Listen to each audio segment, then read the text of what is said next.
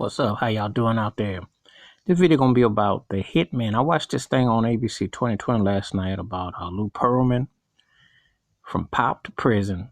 And you know, if you remember all the boy band sensations that happened in the late 90s, you know, with NSYNC and the Backstreet Boys. I'm talking about on the white pop side, because on the black side, Boys to Men, Jodeci, Silk didn't get half the hoopla, but on the white side, when it's the pop sensation, the TRL darlings and everything like that, this is what happened. And Lou Pearlman was a Swengali who brought those boy bands, boy groups to life.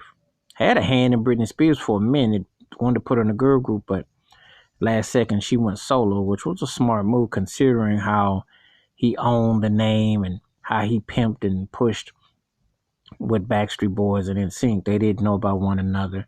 It's good to see Johnny Wright, who was the co-manager and producer on those records, some of those records back then, and all the stuff that went down. And it's a reminder of how this industry works, because there's always somebody that's a sugar daddy or a sugar mama. They get some kids who are green, can't wait to sign. Parents are eager to be stars and get from where they are, and they will sign and do what they got to do. And then they come to find out they basically are working for peanuts. They're getting $35 a day per diem, maybe some clothes thrown in and some grub, which will eventually come out of their royalties. They ain't got no money. Meanwhile, the big cat is making pounds of money, making ton of loot. So anyway, this was his rise and fall and how it all went down with him starting on those Goodyear blimps and how he used all that, you know, how he profited off of that. And then eventually he went to the business, which led to his Ponzi scheme and his greed. Then he came back with that reality show, How to Make a Group, and then he had Old Town. So he was very smart as far as putting faces with the music and acts. It was a good hustle.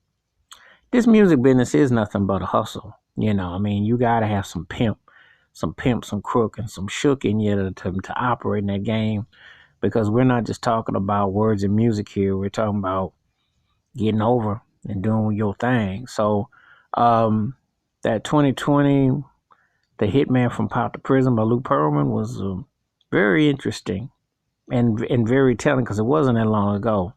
I remember that very well because he made himself, at the quote Suge Knight, he was all in the videos, all in the cameras, all at this and that. And he made himself very loud and vocal and arrogant and pompous, which kind of led to his downfall. But that's just part of the lore, the folklore of the industry. You see this all the time.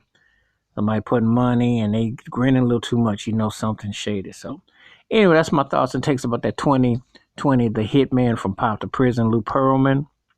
The story from Florida, the whole thing, Transcontinental Records and the whole nine, and Backstreet Boys NSYNC with Justin Timberlake, and the whole thing with all them, and from the Disney Club and how he had his hands, and then Old Town, and a lot of prizes and a lot of things he was involved in with these acts. So it tells you a lot about, very similar to what you hear about the business a lot.